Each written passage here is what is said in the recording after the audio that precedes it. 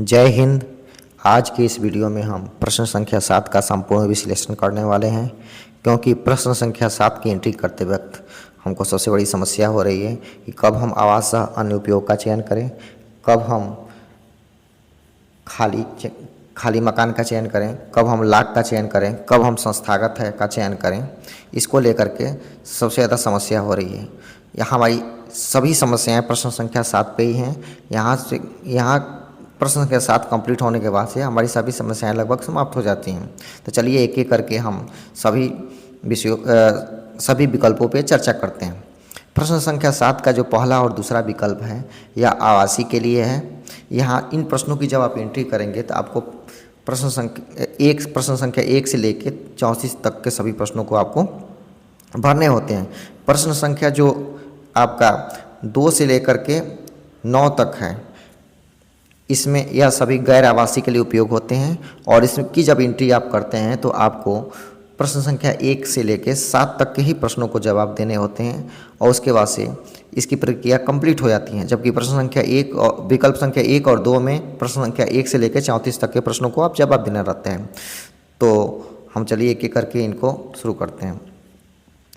हम प्रश्न संख्या 7 के पहले वाले विकल्प का चयन तब करते हैं जब कोई मकान जो है वो पूर्ण रूप से आवासीय हो, तब हम आवास का चयन करते हैं और प्रश्न संख्या 1 से 34 तक के सभी प्रश्नों को भर करके इस प्रक्रिया कंप्लीट कर लेते हैं। हम विकल्प 2 का चयन तब करते हैं, आवास अनुपयोग का चयन तब करते हैं जब वहाँ आवास के साथ साथ उसका अन्य उपयोग भी हो रहा है। उस मकान का आवास के साथ साथ अन्य उपयोग भी हो रहा है, जैसे आवास के साथ साथ दुकान हो, आवास के साथ कोचिंग सेंटर हो, आवास के साथ कोई सिलाई केंद्र हो, आवास के साथ कोई ब्यूटी पार्लर हो। इस तरह की गतिविधि वहाँ पे आयोजित की जा रही है, तब आवास अन्य उपयोग होगा।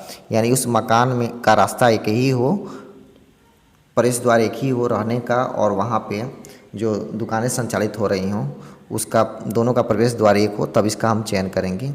या वहाँ पे कोई संस्थागत परिवार हो तब उसका हम चयन करेंगे। संस्थागत परिवार का मतलब कि जहाँ पे बहुत सारे परिवार के लोग एक साथ रहते हैं और एक रसोई के अंतर्गत भोजन करते हैं, जैसे आवासीय विद्यालय है, कोई वृद्धाश्रम है, आवास सह जेल है, आवास सह बाल सुधार गृह है, आवास सह अनाथालय है। इस तरह की जब संस्थाएं होती हैं तो उसको हम आवास सह अनुपयोग में इसकी एंट्री करते हैं और उसका यहाँ पे उपयोग लिखते हैं। उस संस्था का नाम यहाँ पे लिख देते हैं। कोई आवासीय विद्यालय तो उसका नाम लिख लेते हैं। उसके नीचे आप देखेंगे तो यहाँ उसके बाद उसके नीचे जो तीसरा विकल्प है दुकान और कार्यालय, जब किसी हमको दुकान की एंट्री करनी हो, किसी कार्यालय की एंट्री करनी हो, तो हम विकल्प 3 का चयन करते हैं। इसमें भी आपको 7 प्रश्नों तक ही सिर्फ जवाब देने होते हैं। उसके बाद इसकी पूरी प्रक्रिया कंप्लीट होती है, जैसे कपड़े की दुकान, दवा की दुकान, किसी चाय की दुकान, कोई कार्यालय हो, बैंक हो, कोई सरकारी कार्यालय जैसे आपका डीएम का कार्यालय, बीडीओ का कार्यालय, तहसील का कोई कार्यालय हो, या आपके गांव का पंचायत भवन हो, वो भी एक कार्यालय के अंतर्गत आता है। तो आपको तीसरे वाले विकल्प का चयन करना होगा। हम चौथे विकल्प का चयन तब करते हैं जब कोई स्कूल और कॉलेज हो, यानी जो गैर आवासीय हो, तो इसको हम विकल्प 4 का चयन करेंगे। विकल्प 5 का चयन हम तब करेंगे जब कोई होटल हो, लॉज हो, गेस्ट हाउस हो, तो हम विकल्प 5 का चयन करेंगे। होटल, गेस्ट हाउस या लॉज जो होता है वहाँ पे किसी व्यक्ति के ठहरने के लिए होती है, वो आवासीय उसको नहीं माना जाता है, क्योंकि वहाँ पर कोई व्यक्ति 1-2 दिन ठहरता है। आवासीय उसको माना जाता है जहाँ 6 महीने से अधिक कोई व्यक्ति ठहरता है, वहाँ पे आवासीय उसको हम लोग मानते हैं। उसके बाद विकल्प 6 का चयन हम तब करते हैं जब कोई अस्पताल हो, डिस्पेंसरी हो, यानी हॉस्पिटल हो, नर्सिंग होम हो, एक्सरे हाउस हो, या अल्ट्रासाउंड हाउस हो, या कोई पैथोलॉजी हो, तब हम अस्पताल या डिस्पेंसरी यानी विकल्प 6 का चयन करते हैं। विकल्प 7 का हम चयन तब करते हैं जब कोई फैक्ट्री हो, वर्कशॉप हो, वर्कशेड हो, यानी सूती मिल की फैक्ट्री हो, कोई उर्वरक की फैक्ट्री हो, कोई कपड़ा की फैक्ट्री हो, कोई फर्नीचर हाउस हो, फर्नीचर का कोई फैक्ट्री हो, तो इस तरह की चीज़ें हो तो विकल्प आप 7 का चयन करते हैं। विकल्प 8 का चयन आप तब करते हैं जब कोई पूजा स्थल हो। पूजा स्थल का तात्पर्य कोई मंदिर हो, मस्जिद हो, चर्च हो, गुरुद्वारा हो, सत्संग भवन हो। तो जब इस तरह की जब कोई चीज़ें हों तो वहाँ पे हम पूजा स्थल का चयन करते हैं। आपको उसके बाद आपका आता है विकल्प 9, अन्य गैर आवासीय उपयोग। अन्य गैर आवासीय उपयोग का चयन आप तब करते हैं जब विकल्प 3 से लेकर 8 तक के विकल्प आपको नहीं मिलते हैं कुछ भरने के लिए। आपको नहीं समझ में आता है कि इन विकल्पों में से कौन सा हमको विकल्प चुनना है। जैसे आपको कोई सिनेमा घर है, कोई वाटर पार्क है, कोई ट्यूबवेल है, कोई गोदाम है या पशु शेड है, तो आपको विकल्प नंबर 9 का चयन करना है और उसका यहाँ पे उपयोग लिख लेना है। यानी 3 से लेकर के 9 तक, यानी 2 से लेकर 9 तक में किसी को भी आप सेलेक्ट करेंगे तो आपको यहाँ पे उसका उपयोग लिखना पड़ेगा। जैसे गोदाम है तो यहाँ पे आप गोदाम लिख देंगे, गोदाम आपको यहाँ पे लिखना पड़ेगा। इस प्रकार आप 3 से लेकर 9 तक के जो विकल्प हैं उनको गैर आवासीय रूप में आप सेलेक्ट करेंगे।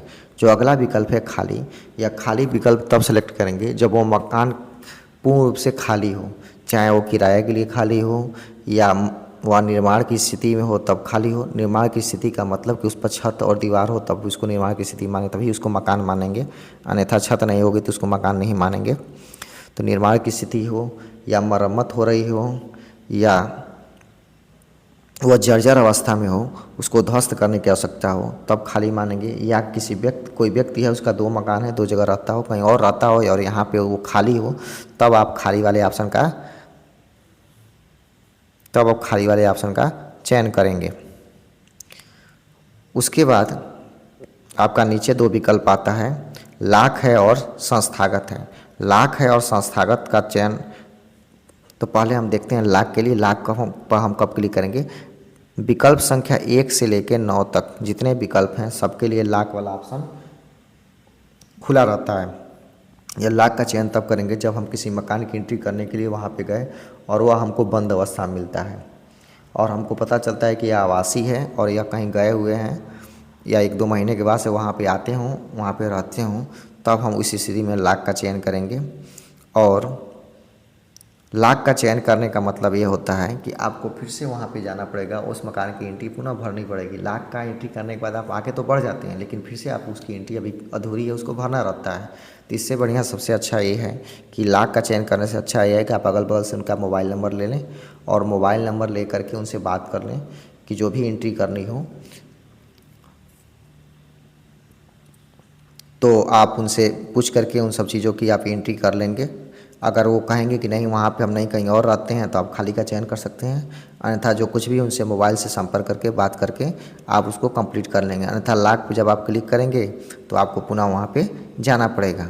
उसके बाद से जो अगला ऑप्शन आता है संस्थागत का, संस्थागत वाला ऑप्शन तभी सक्रिय होता है जब आपका विकल्प नंबर 2 एक्टिव होगा। इस पर जब क्लिक करेंगे तभी आपका संस्थागत वाला ऑप्शन सक्रिय होगा, अन्यथा अन्य सभी विकल्पों के लिए वो निष्क्रिय रहता है।